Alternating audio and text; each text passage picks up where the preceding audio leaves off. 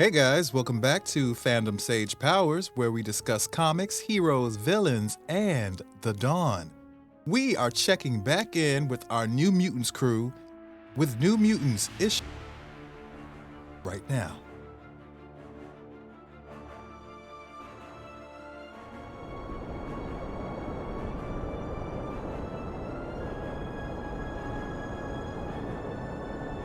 I'm sorry. I'm sorry. I'm so sorry. I'm so sorry. I'm so sorry. I didn't mean to. I didn't mean to. Nestled in the Carpathian Mountains, Carnelia was founded as a state in the 1920s. Originally a satellite of the USSR, Carnelia became an independent democratic nation after the dissolution of the Soviet Union in 1991. Although Carnelia has typically enjoyed peaceful relations with the Western world, a recent attack on their parliament, which left 129 representatives and aides dead, has caused them to withdraw from the world stage. Carnelia does not recognize Krakoa as a sovereign nation.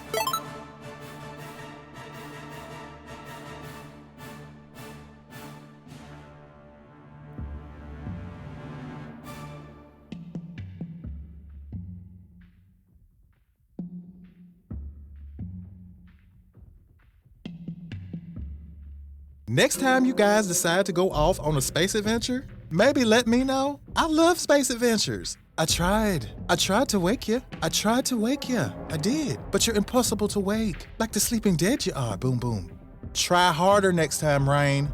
It's good to see you too. God, Earth water, I've missed you. Space water tastes like ash and fungus and despair. Seriously, you guys brought Mondo and Chamber, but not me? They're not even part of the team. They are now. Yeah, well maybe I put together my own team while you clowns were off having intergalactic adventures. Danny, you guys are back. Hey Magma, at least someone's happy to see us. Don't mind Boom Boom. It's been a bit of a rough couple of weeks for her, and she's taking it out on everyone. Is everything okay? I'll fill you in later. We were just about to head out on a mission. If you guys aren't too jet-lagged, rocket-lagged, spaceship-lagged, whatever kind of lag, if you're up to it, I'm sure we could use a little help. I'm right here. You are. She even acknowledged me? No. Well, you have plenty of time to impress her later, Chamber.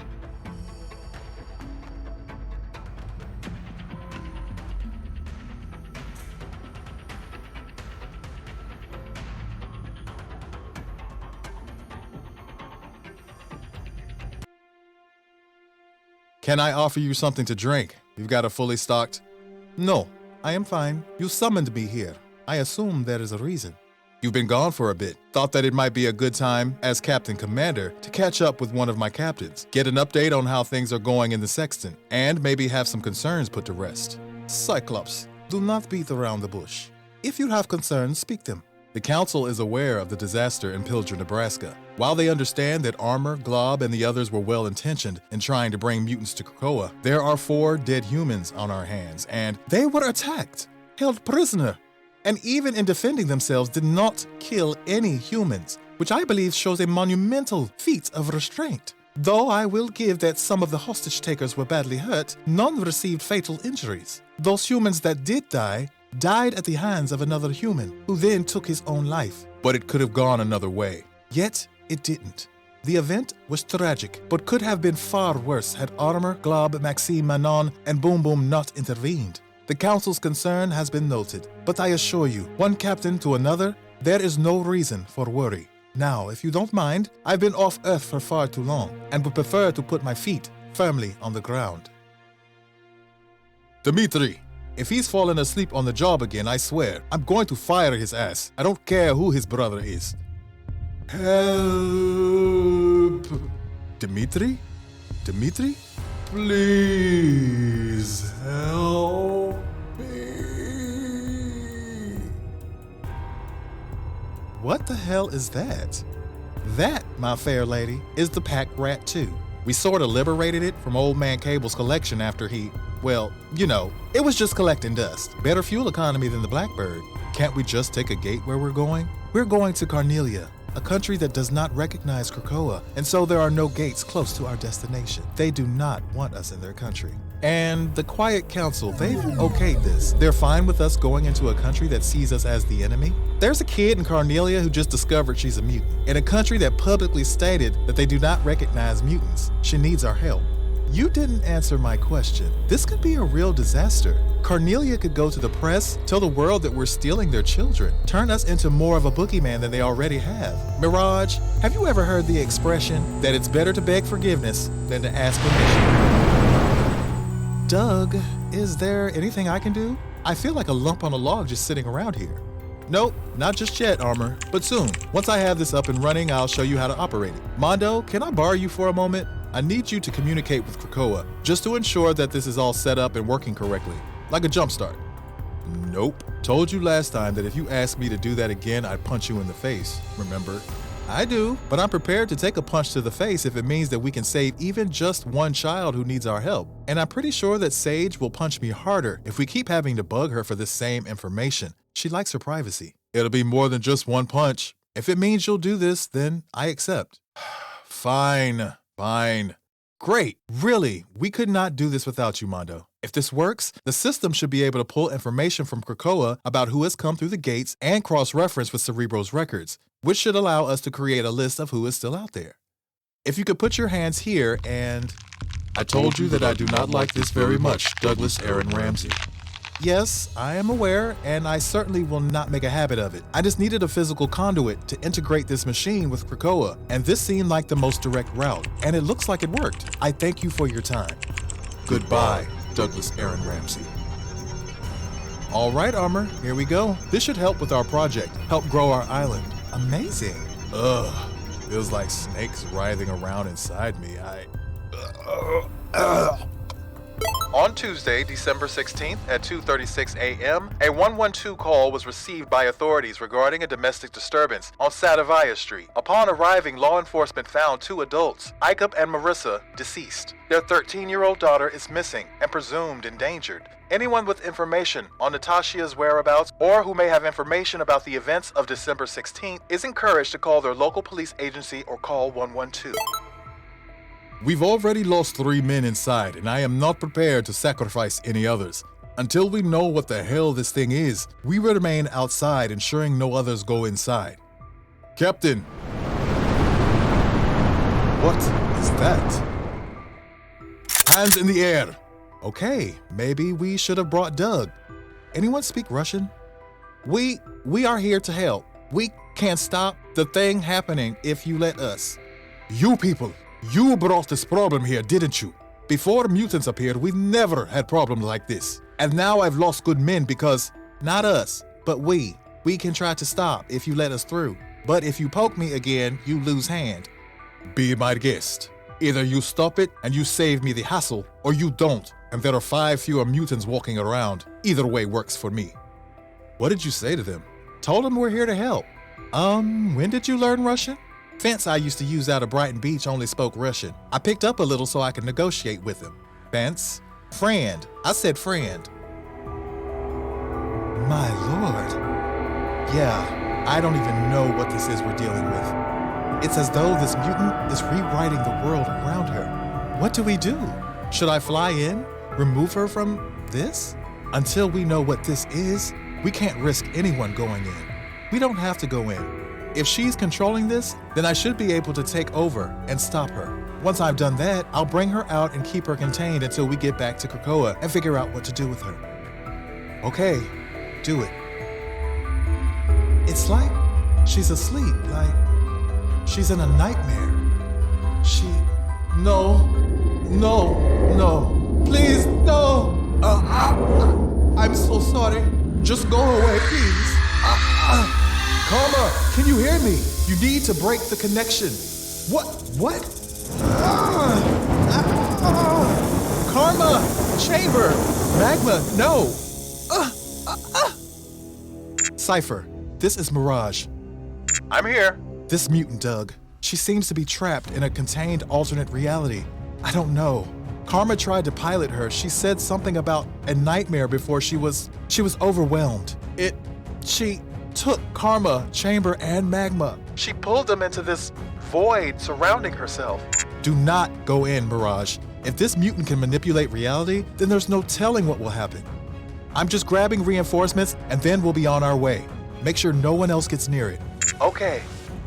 Hey, you can't just waltz in here. I said, back off. You're in the wrong biome, ding dong. This is MLF domain. No new mutants allowed. Sorry, emergency. I'm coming in.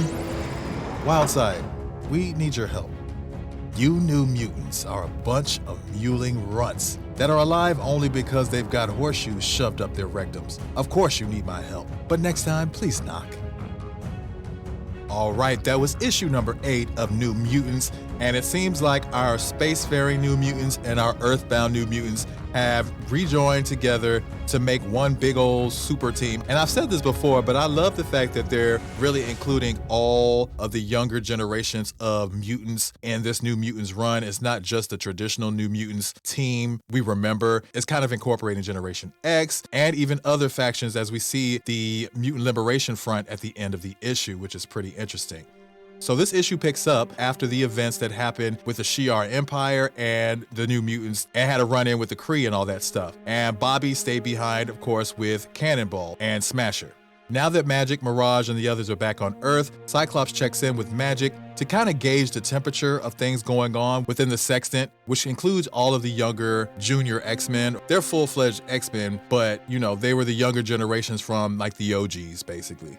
When Cyclops questions the outcome of what happened in Pilger, Nebraska with Beak's parents and those cartel members that were there trying to pretty much extort them for drugs, Magic really defends Glob and Armor and Maxine and Manon and Boom Boom for their intervention. Because as she said, they killed no humans, but other humans did lose their life at the hands of another human, which is unfortunate, but she believes that this situation would have probably still happened and maybe even been worse because those cartel members had already been tracking them because Beak and Angel had been doxxed and people were keeping tabs on them online.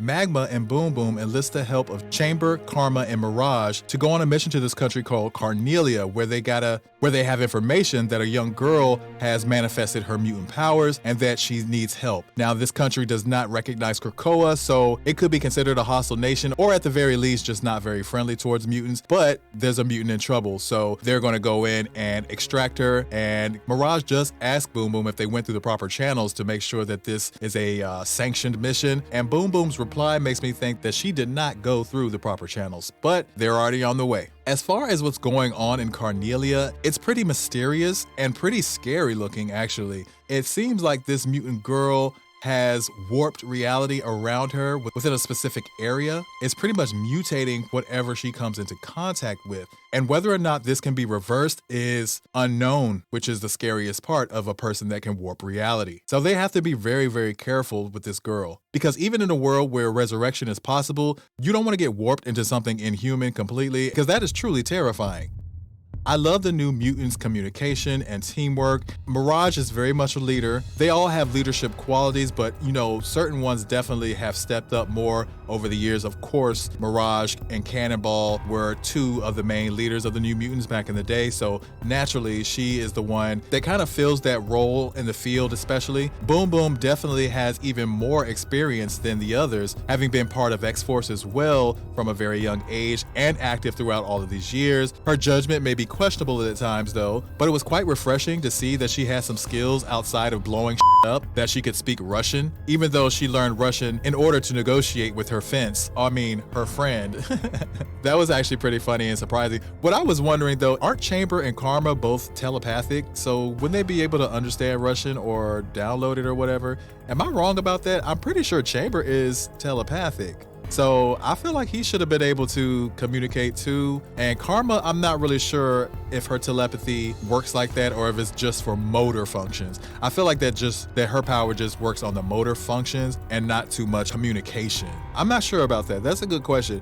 If anybody knows the answer to that, hit me in the comments about Karma, because her power is a psionic power, but it's more of a puppeteering, overriding your motor functions kind of a power. But I don't know if she can extract information from people too. I don't know about that. Somebody let me know in the comments. Unfortunately, when Karma tries to engage with this mutant girl to pilot her body so as to possibly reverse the damage she's done, she is quickly overwhelmed by the mutant girl's power, which was actually pretty surprising because she wasn't within that sphere of influence that we can see. It kind of manifested itself inside of Karma's mind and kind of like sprouted forth from her and then attached itself to the main anomaly, which was really, really creepy. And then it snatched up Chamber just because he was physically close. Magma attempting to burn or, use force to free her teammates found that strategy highly ineffective as the anomaly also dragged her within it. So this is a pretty scary situation, and Mirage calling for reinforcements, very smart. I like the fact that they call on Doug. Doug is another really important anchor, and I'm glad that they are really acknowledging that he is quite handy in a multitude of situations, almost to the point where he's stretched thin because everybody needs him in different capacities, because he's good with computers, because he's pretty much speaks computer language and computer code and can talk to machines because of his power. He's good in diplomatic relations and kind of diffusing foreign relations with other entities, whether they be alien or just foreign to Earth and other countries, and dealing with entities that most people wouldn't be able to communicate with, which happens a lot when you're a superpowered mutant person. So he's also able to figure out certain weaknesses in systems and see patterns in things and puzzles. Like, Doug's powers are finally being showcased in a way that really highlights the application and the versatility that his powers afford him, because he can do many, many things, especially within the context of a societal kind of structure and the setting of this nation building that they're doing, this settlement building that they're doing. He has a big role to play, and it's very important. And I don't think that can be overstated, honestly, how important Doug has been in this Krakoan age. And it's great to see that, as he's been a, kind of a joke character at times, or a background character at times. Doug Ramsey is very interesting. He has a very interesting set of powers, a very unique set of powers, and is just a cool character in general. And he makes friends with some of the most awesome sidekicks or left bumper assists you can have. You got Warlock, and now he's got Krakoa on standby that will jump out in an instant to help him, both of them. So Doug and Mondo and Armor are gathering reinforcements to go and help out the other New Mutants in Carnelia. And I wasn't sure who he was going to ask. I certainly wasn't expecting him to go to any of the members of the Mutant Liberation Front. If you don't remember the Mutant Liberation Front, they were a group of mutants that were pretty much freedom fighters and fighting to protect young mutants, very much the same way that the X-Men and the New Mutants were doing. But they didn't care about humans. They would kill people without a second thought. They didn't give a shit. So it was kind of like always bringing them into conflict with the New Mutants because of their methods. They weren't hardcore villains to the degree of the Brotherhood, antagonistic say, but they were kind of rivals in a way, because they both had the same goal to help out mutants. But there would be a lot of bodies dropped if the MLF got involved before the New Mutants or the X-Men or whoever would step in, X-Force. I'm not quite sure who the other characters were. I think one of them's name is Dragoness, the one with the wings. I do remember her as part of the MLF. And then they go to talk to Wildside, which is a really interesting choice and a kind of a throwback kind of character. And I don't remember a lot about Wildside, besides the fact that he is one of these feral type mutants, kind of like Wolverine, Wild Child, that have healing factors, animalistic senses, heightened senses, speed, and all that kind of stuff. And it's kind of like a tracker or a person that you would put on the squad if you need to hunt something, if you need somebody that's going to take a licking and keep on ticking because they can heal themselves. So there's always space on the squad for a scrapper like that can heal themselves. So it makes sense that they're going to him, but it was just a strange, unexpected choice too. I was like, Wildside, wow, out of the blue. So I'm interested to see how these reinforcements help to turn the tide in this situation. And I'm curious to know more about this mutant girl. I think her name was Natasha. She seems very afraid. She seems very scared. And it's coming across very well in this story. And I feel bad. I do feel bad for this girl because her parents are dead, most likely her fault. And she's not trying to hurt anybody. She keeps saying, I'm sorry, I'm so sorry. And it's heartbreaking because this is the tale of a lot of young mutants that when their powers manifest, they cannot control them. And people around them end up suffering they end up paying the price for that. And it's just like, it sucks so bad because that's why this is the foundation of why people are afraid of mutants so much, specifically mutants, not like just random superpower people like Spider-Man or whoever, because they got their powers through accidents. Mutants can just get powers randomly in adolescence, and then you don't know. It could be your child, it could be your nephew, your niece, you could be a teacher, it could be one of your students that all of a sudden just, happens. That's a scary feeling. That is scary. I can imagine the fear, because it probably happens. I don't know the frequency in which a mutant's power manifests as a child or as an adolescent and kills people upon that first manifestation and causes a situation where the X-Men need to step in, how often that happens. But I believe it happens enough for people to be afraid that it will happen. So that feeds into the discrimination of mutants and why people have such a problem with mutants. And it's because of that. It's like the unpredictability of the powers. It's the unpredictability and the randomness of the powers. And you're giving them to a child who doesn't really understand them, first of all. And it doesn't like discriminate who can get mutant powers. It seems like, I can see the problems that people have with mutants. If you like this issue, please give me that thumbs up. If you haven't already, check out the Join tab on my page if you're interested in joining the crew for real and getting a membership. Very affordable memberships, and you get things like custom emojis, custom wallpapers. You also get early access to all content that I upload days and days earlier before everyone else. So please, if you want to support me, go check that out on my page. You guys are awesome. Thank you so much for tuning in, and I'll catch you in the next issue.